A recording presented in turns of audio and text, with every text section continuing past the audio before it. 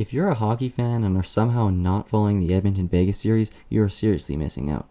Game 4 was a must-win for the Edmonton Oilers, who were down 2-1 going into tonight's game.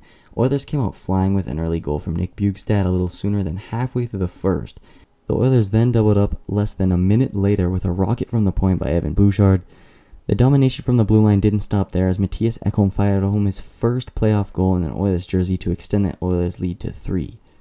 Fast forwarding to the second period, Ryan Nugent-Hopkins scored his first of the playoffs from the slot after receiving a beautiful pass than none other than Connor McDavid. Although this was a high-scoring game for Edmonton, I wanted to point out the elite goaltending from both ends.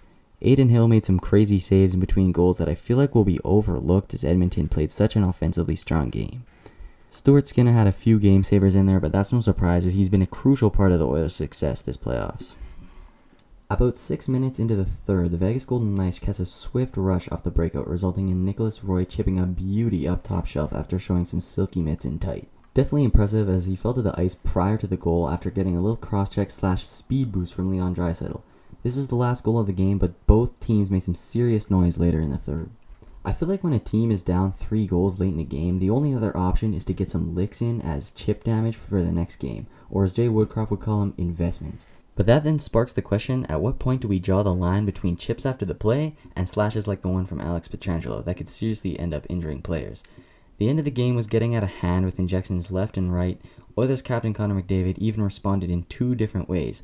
First, he attempted a hit on Alex Pietrangelo, but then followed with a big right hook. This is kind of unusual coming from a player like McDavid because he usually leads by example with his skill and doesn't get into the rough stuff too much. He also said this in an interview. I would like to see it suspended. I mean, it's as intent to injure as you can get, I always expect a dirty play like this to be answered by someone on the bench, but McDavid to come the closest he's ever been to dropping the gloves?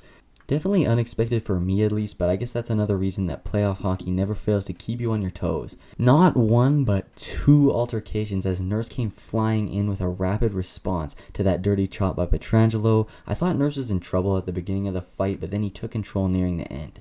All in all, I think the rest of the series will be a nail-biter. Friday is Game 5 where both teams will fight to take the lead of the series, and I suspect that Game 5 will be much closer than we've seen in the past couple games from these teams. Let us know what you think about the slash from Pietrangelo and if you think it should be in a suspension.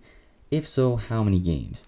Personally, I think if Bunting gets 3 games, then Pietrangelo should at least get some sort of repercussion. Either way, I'd love to get a friendly discussion going down below, so don't hesitate to share your thoughts. We are looking to build an NHL-focused community, so if you are enjoying your discussions in the comments, please consider subscribing as we are going to be covering every issue for the rest of the Stanley Cup playoffs. With that being said, it's time for a quick plug. This video couldn't be made possible without the help of Northern.net. If you have a great idea and you're looking to quit your day job and start your own business, the first step is Northern. Visit Northern.net for more details. I hope y'all enjoyed the video and have a great day.